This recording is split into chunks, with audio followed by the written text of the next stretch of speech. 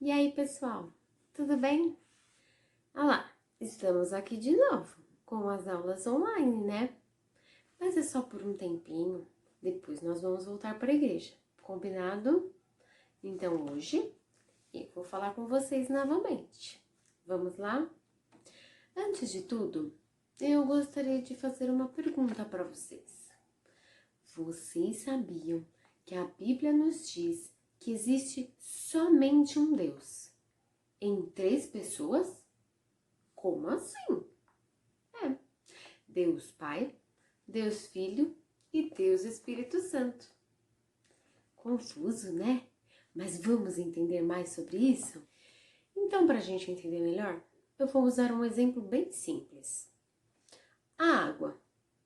Temos a água e normalmente ela está no seu estado líquido, não é?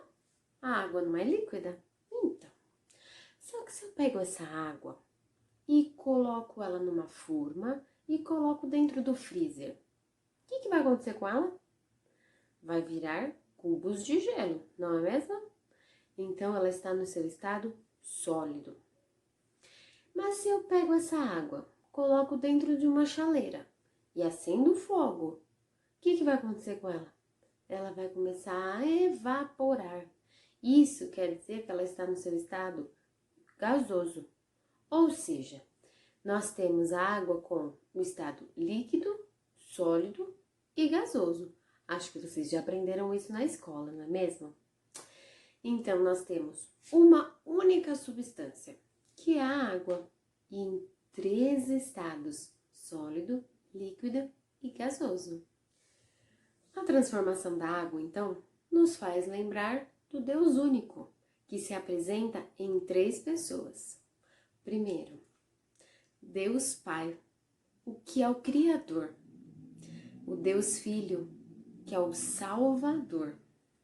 E o Deus Espírito Santo, que é o Consolador. Você deve saber que existe um Deus único e verdadeiro, não é mesmo? E quem é que nos mostra que existe esse Deus único e verdadeiro? Sim, a palavra de Deus, a Bíblia, não é mesmo? Então agora nós vamos aprender mais uma história, onde nos mostra sobre esse Deus único e verdadeiro.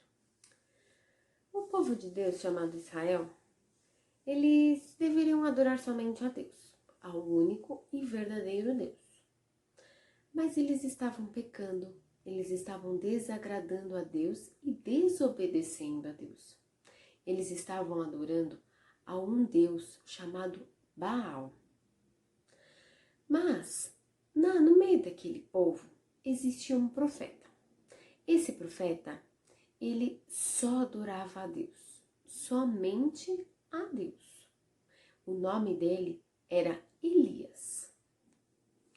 Elias, como um servo de Deus, não estava nada feliz em ver todo aquele povo adorando a um Deus que não é verdadeiro. Então, ele resolveu ir falar com o rei Acabe e pediu para que todo o povo, todos, fossem ao Monte Carmelo. E todos foram para lá.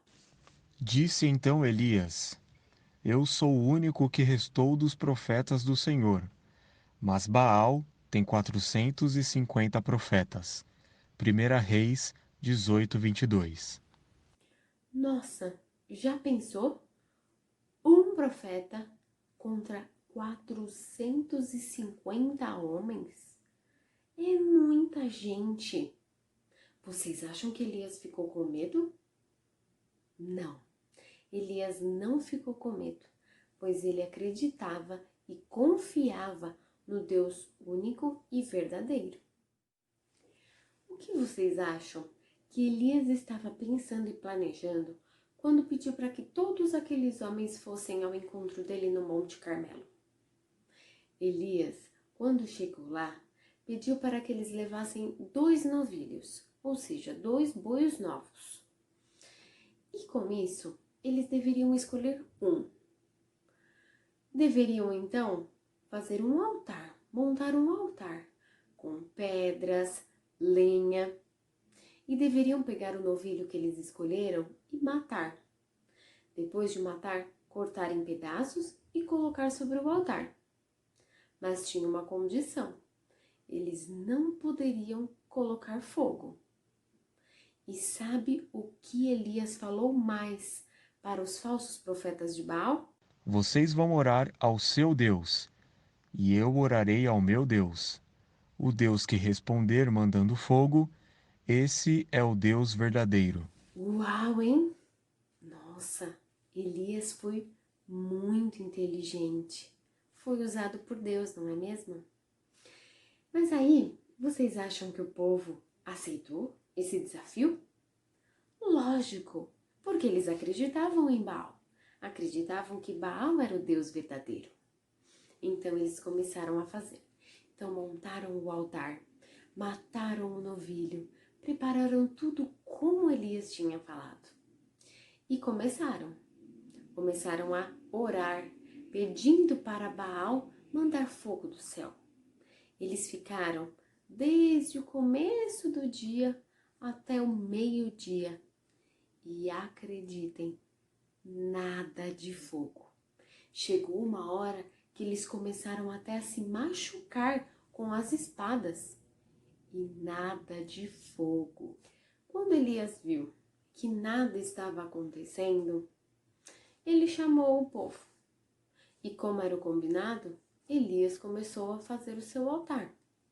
Então colocou as pedras, colocou a lenha, colocou o novilho cortado em pedaços. E ele fez também como se fosse uma valeta em volta do altar. E aí ele começou a jogar água. Jogou água em cima do novilho, das pedras, da lenha, até encher aquela valeta. E ele orou, dizendo o seguinte: Responde-me, Senhor, responde-me para que este povo saiba que tu, Senhor, és Deus. 1 Reis 18:37. Assim que Elias orou, imediatamente Deus mandou fogo do céu. E aquele fogo caiu sobre o altar. Queimou o novilho, queimou a lenha, queimou as pedras, secou a terra onde Elias tinha jogado água. E imediatamente aquelas pessoas viram quem era o Deus verdadeiro e o Deus único. Todos então caíram no chão e eles gritavam: O Senhor é Deus! O Senhor é Deus! Que coisa maravilhosa, não é?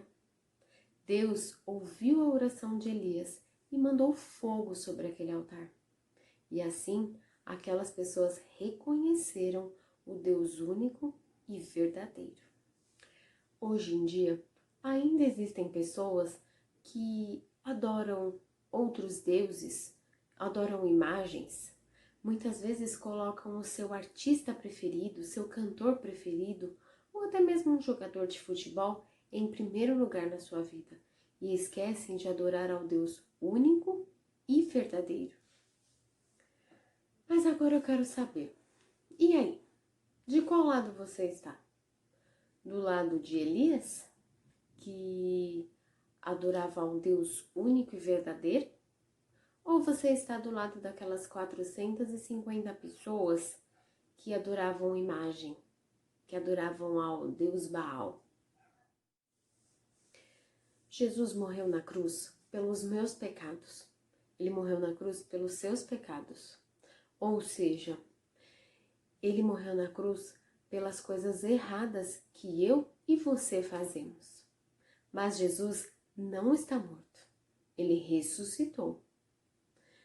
Você quer ter a vida eterna e adorar só a Deus? Então, aceite Jesus como seu único Salvador.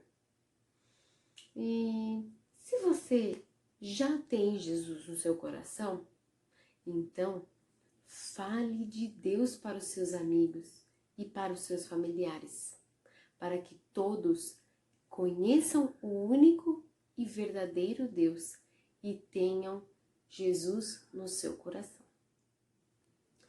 Então agora eu vou orar. Então feche os seus olhos.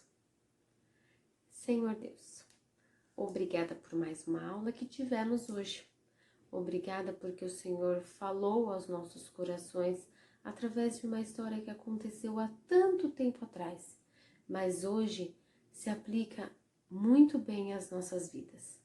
Te peço a Deus que, se tem alguém que está assistindo essa aula, que não tem o Senhor como o único Deus da vida deles, eu te peço que o Senhor esteja falando e incomodando o coração dessa pessoa, para que eles percebam que precisam do Senhor na vida deles. Esteja, Senhor, cuidando da vida de cada um que assistiu essa aula e dos seus familiares também, e continua, Senhor, a falar aos nossos corações. No nome de Jesus que eu oro. Amém. Um beijo e até a próxima.